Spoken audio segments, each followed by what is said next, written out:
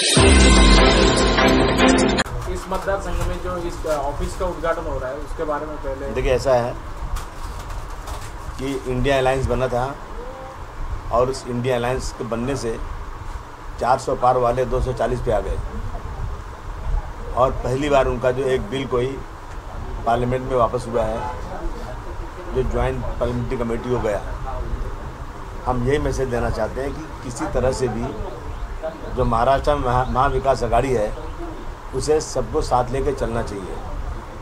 अगर रियल में आप समझते हैं कि सांप्रदायिकता बढ़ रही है, गांधी जी के हत्यारे की मूर्ति बनाकर पूजा करने की बात हो रही है, डॉक्टर भीमराव अंबेडकर के बनाए हुए संविधान की धज्जियाँ उड़ाई जा रही हैं और आज जो है पीडीए जो पीड़ित लोग हैं, दलित लोग हैं और जो अल्पसंख्यक हैं, इनके साथ लगातार नाइंसाफ़ी हो रही है, तो यहाँ पर किसी तरह से अलायंस होना चाहिए।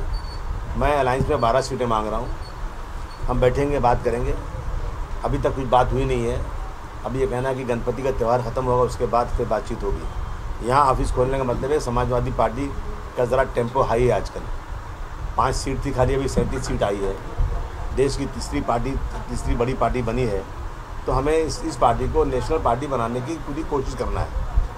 इसलिए हम लोग जो है अपनी जहाँ हमारी इकाई है वहाँ ऑफिस खोल के लोगों का काम करना शुरू करना चाहते हैं। 12 सीटों में से कौन कौन सी महाराष्ट्र में कहाँ जा रहा था? अभी जाने दिए, डिटेल बहुत गड़बड़ हो जाएगा लेकिन 2-4 सीटें बता दूं मैं आपको जो मैं अनाउंस कर चुका हूँ। एक तो मानकुर शिवाजी नगर, जहाँ से मैं खुद एमएलए हूँ। दूसरा हमारे दूसरे एमएलए रईस शेख हैं भिवंडी ईस्ट से। मैं भिवंडी ईस्ट और वेस्ट दोनों बगैर अलायंस के, कांग्रेस भी लड़ी थी, हम भी लड़े थे, दोनों सीटें मैं चुन कर आ चुका हूँ। 17 से 18 नगर सेवक मैं बिना अलायंस के चुन के आ चुका हूँ। वो दोनों सीटें अब बम्बई की 3 सीट हो गई, एक धुलिया, एक मालेगांव, 5 सीट ये हो गया। अगर यहाँ से बात करेंगे लोग, यहाँ के लोग अगर बोलेंगे, मैं अध्यक्ष जी से बात करूँगा, कहेंगे तो मैं अनीस को, जो हमारे जनरल सेक्रेटरी हैं महाराष्ट्र पार्टी के, हम यहाँ से इनको लड़ा सकते हैं। अभी देखते हैं। हड़प सर अभी देखते हैं, अभी इस पर गौर हो रहा है। लेकिन हम और सीटें हम छोड़ सकते हैं, इसमें कोई वो नहीं है। लेकिन हम चाहते हैं कि किसी तरह से गांधीवादी लोग, जो गांधी जी के विचारों पर हैं, जो डॉक्टर भीमराव अंबेडकर के विचारों के लोग हैं, वो लोग जो हैं एक साथ रहें और चुन कर आएँ।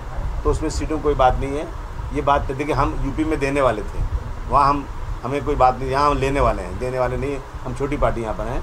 ये कांग्रेस और राष्ट्रवादी और उद्धव जी का कर्तव्य होता है कि सबको इकट्ठा बिठा करके सबके साथ अलायंस सीधे करें। आज एमआईएम के हम वोट काटने के लिए नहीं खड़े होते हैं। हमें मालूम जहाँ हम जीत सकते हैं या जीतने के करीब रह सकते हैं, कोशिश कर सकते हैं, वहीं लड़ेंगे हम ऐसी कोई सीट कभी नहीं मांगेंगे जो ऐसा लगे लोगों कि हमने 300 वोट लिया, 500 वोट लिया और हमने सिर्फ जो है किसी को हराने के लिए किया। वो काम हम नहीं करेंगे।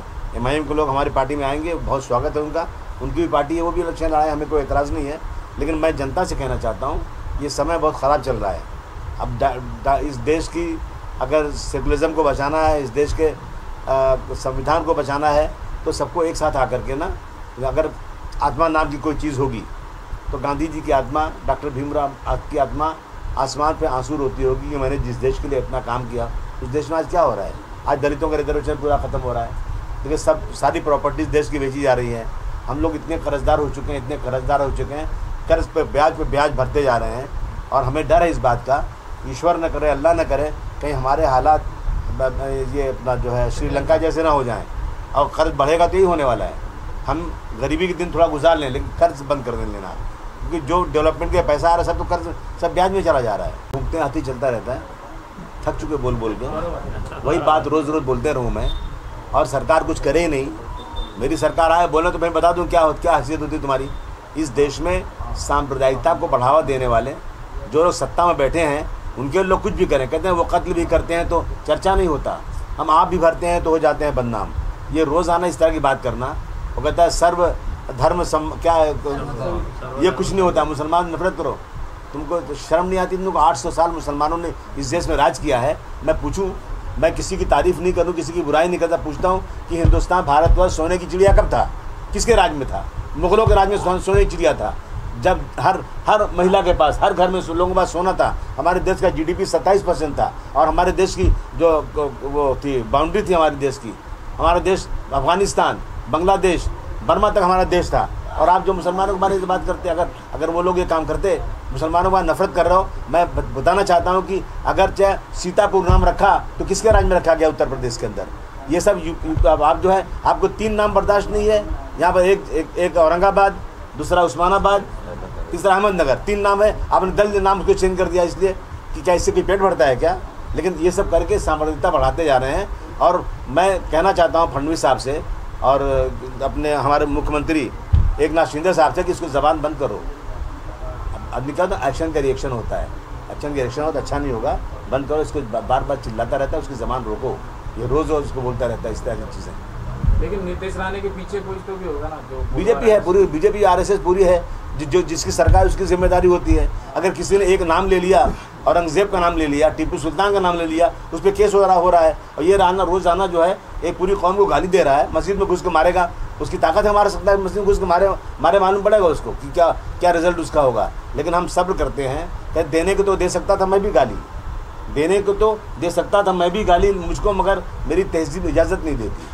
क्योंकि बीजेपी के जो मुसलमान चाहिए, तुम जिस पार्टी में खड़े हो, तुम्हारी कौम को गाली दे रहा है, तुम्हारी मस्जिद में उसको मारने की बात कर रहा है, कुरान शरीफ लोग पढ़ रहे हैं, वहाँ जाकर कुरान शरीफ को फेंक बंद करवा रहा है वहाँ पर, और तुम उस पार्टी में हो, तुमको शर्म नहीं आती? उनके लिए मैसेज है मेरा ये। मुझे गर्व है कि मैंने अपना नेता बनाया तो हिंदू को बनाया। मेरे वाला सेकुलर कौन है? मेरे नेता ये बैठे हैं, देख लीजिए, ये मेरे नेता हैं। हमारे नेता हिंदू लोग हैं, हम हिंदू मुस्लिम में अंतर नहीं चाहते। मुस्लिम बहुत परेशान है, सताया हुआ है, दबाया हुआ है, उसे गाली दी जा रही है।